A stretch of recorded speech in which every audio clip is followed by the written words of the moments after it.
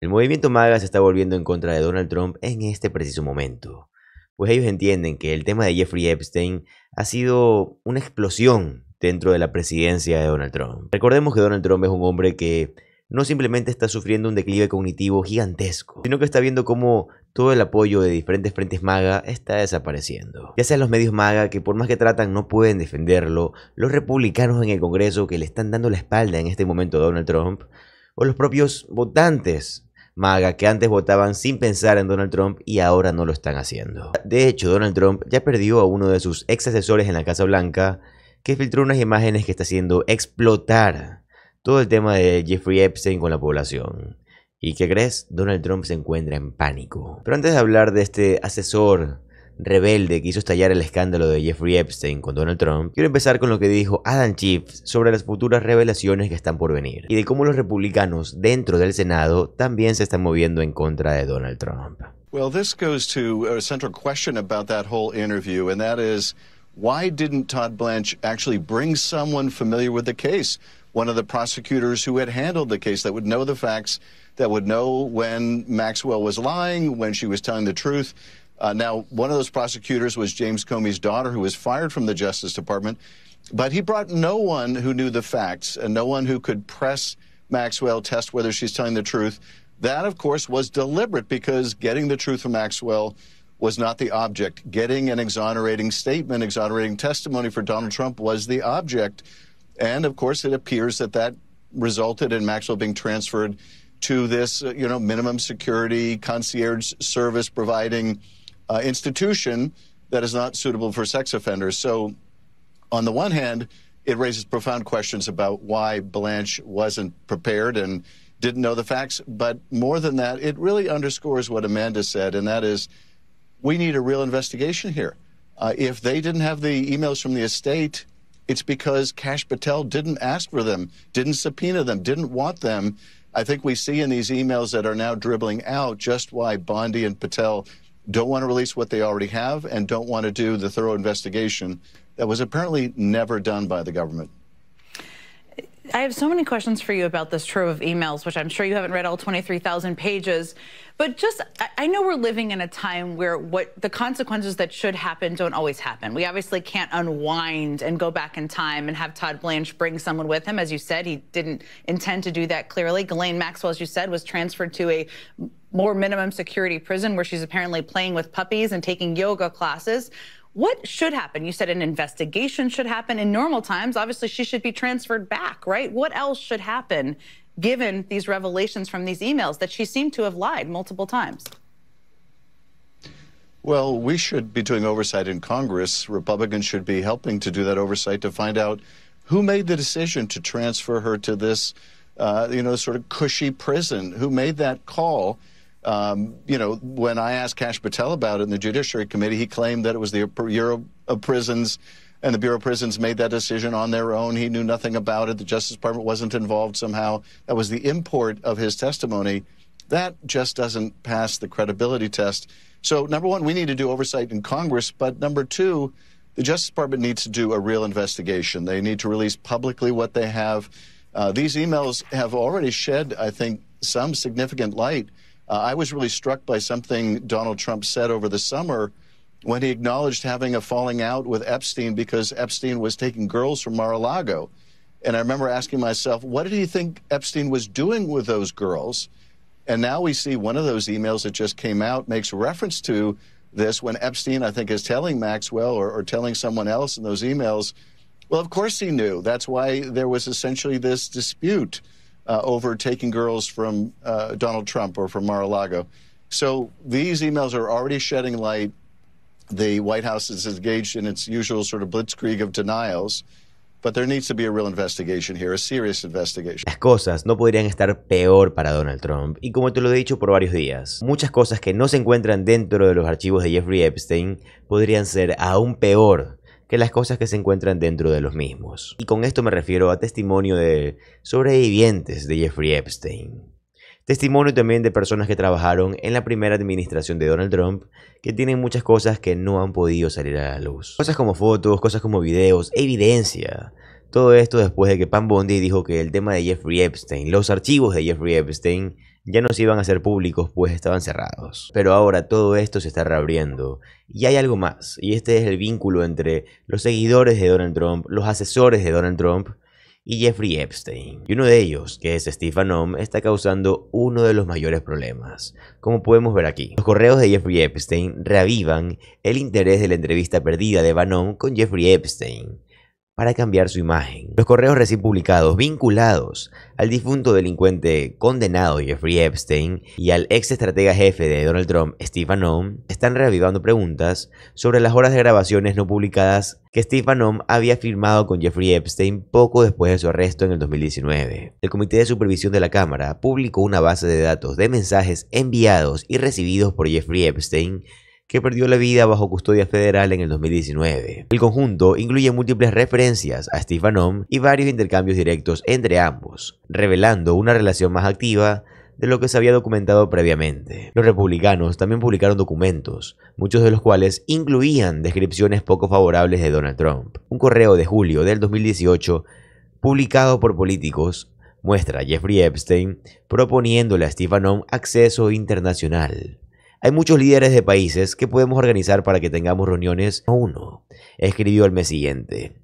Jeffrey Epstein volvió a instarlo a viajar a Europa. Steve Bannon respondió con una advertencia sorprendente. Sí, pero hablemos. Esto es una yihad loca contra ti. Nunca he visto algo así. En otro mensaje añadió: alguien grande te tiene en la mira. En los correos, Jeffrey Epstein incluso opinó sobre las audiencias de confirmación de Brett Kavanaugh en el 2018, aconsejando a Steve Bannon que cuestionara la credibilidad de Christine Blasey Ford, la mujer que testificó contra Kavanaugh por agresión, sugiriendo que podría acusarse de tomar medicamentos que causaran pérdida de memoria. Los mensajes reavivaron la curiosidad sobre las 12 a 15 horas de conversación grabadas entre Steve Bannon y Jeffrey Epstein. Según The Hollywood Reporter, el proyecto del 2019 parecía diseñado para preparar a Jeffrey Epstein para una entrevista de redención estilo 60 minutos, con Steve Bannon interpretando el papel de Mike Wallace. En julio, en vivo por The Real American Boys, Steve Bannon prometió publicar el material en el 2026. Las exigencias para que lo haga eran fuertes, incluso entre comentaristas de derecha como Roger Stone, Ben Shapiro y Benny Johnson, quienes cuestionaron públicamente que Steve Bannon sigue reteniendo las cintas. Hay muchos elementos aquí. Podemos comenzar diciendo que Steve Bannon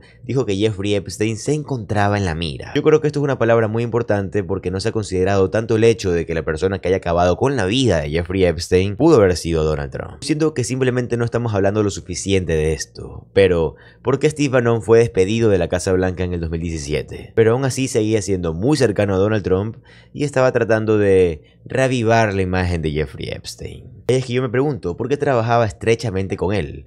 Porque de por sí sabemos que las personas que querían ayudar a Jeffrey Epstein casi siempre eran personas que estaban a favor de Donald Trump. Pero aquí está, ¿por qué se le encargó a Steve Bannon, después de dejar el trabajo de la Casa Blanca, comenzar a ayudar a Jeffrey Epstein para rehabilitar su imagen? ¿De qué se trata esto? ¿Cuál es el fin de esto? ¿Por qué Steve Bannon quisiera trabajar con Jeffrey Epstein? Salvo que fuera para ayudar a su querido amigo Donald Trump. Claro, porque este pudo haber sido un favor personal de Donald Trump hacia Steve Bannon para que ayude a Jeffrey Epstein. Pero la otra pregunta es, ¿por qué Steve Bannon dice que Jeffrey Epstein estaba en la mira?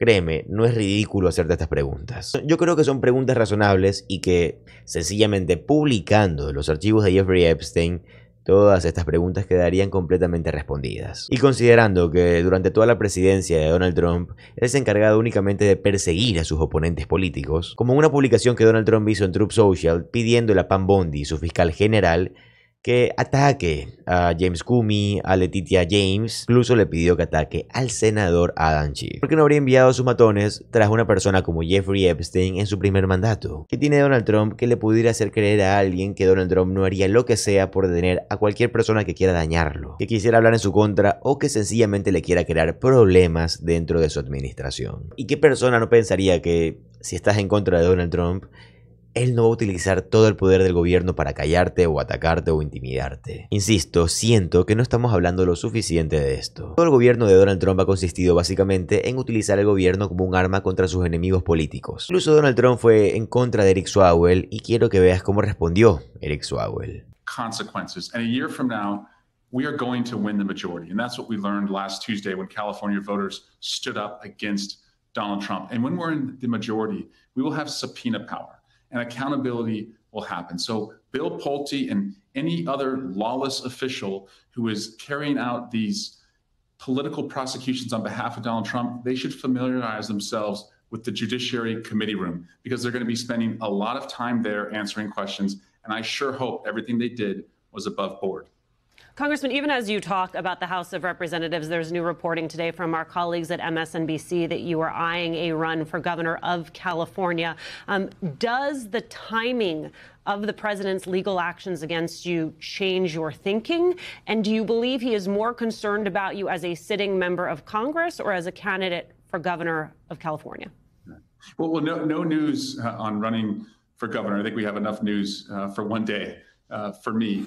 And no, I'm not going to change a single thing about what I do to stand up against Donald Trump when he gets in the way of me fighting for Californians. And look, California is the greatest country in the world. Its next governor has to be excellent.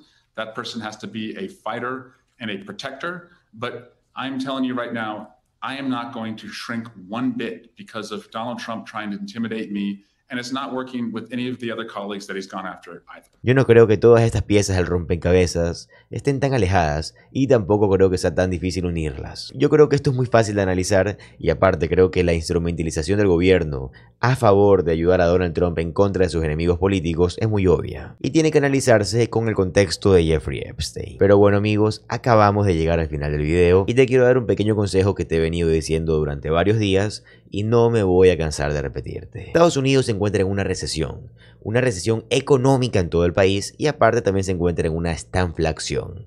¿Ok?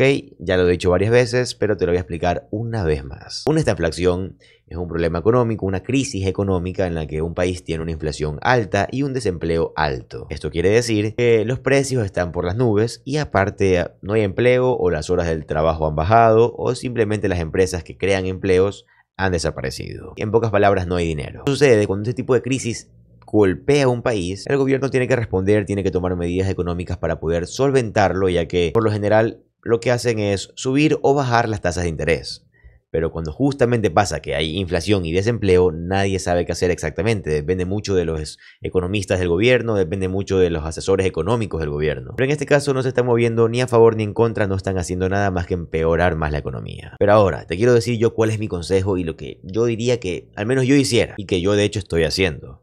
Es: guarda todo lo que puedas. Vive con lo necesario, vive con lo justo. Ten tus 3 comidas al día, tus 4 comidas al día si puedes permitírtelo. Paga tu carro, paga tu casa, paga lo que estés pagando, pero no te des lujos innecesarios y guarda ese dinero. Guárdalo en el banco y guárdalo en efectivo, ya que no sabes qué pueda llegar a pasar con la economía del país. Puede destruirse más como puede mantenerse. No diría aumentarse porque, por cómo veo las cosas, un análisis se me hace complicado de creer que pueda subir el país económicamente hablando. Tenemos que recordar que Donald Trump lleva 10 meses como presidente y ya ha arruinado de forma significativa a Estados Unidos. Así que tampoco es un misterio pensar que puede ser que Donald Trump lo arruine aún más. Y si esto sucede, créeme que las cosas se van a empeorar. Si tú tienes un trabajo, puede que te veas afectado. Si no tienes, puede que sea aún más difícil encontrar uno nuevo. Así que créeme, ahorra todo lo que puedas y guarda al menos 3 meses de tu salario. Si tú ganas $2,000, $3,000 pongamos, guarda 9,000, guarda 10,000 y con eso tienes que estar un poco más estable y tranquilo, porque si te llega a pasar algo, sabes que tienes 3 meses de agua, comida, luz, transporte, servicios básicos y medicamentos en caso de ser necesario para poder sobrevivir. Esto es lo que necesitas para poder aguantar una crisis económica como la que está sufriendo Estados Unidos y que muy probablemente dure un buen tiempo. Pero bueno, esto no fue algo que tienes que hacer obligatoriamente, ni siquiera fue un consejo proviniendo de mí como economista o como asesor financiero. No. Esto fue un consejo de alguien que aprecia que te hayas quedado al final del video, que entiende un poco cómo están las cosas y que según mi análisis, lo mejor que puedes hacer es lo que te estoy diciendo en el sentido económico. Pero bueno amigos, yo estoy contento de haber hecho este video, espero que te haya gustado. Recuerda que si te gusta el contenido de política estadounidense, te va a encantar suscribirte al canal, ya que subo videos así todos los días. Mi nombre es José Alvarado, soy economista y estoy comprometido con informarte diariamente. Nos vemos en el siguiente video. Adiós.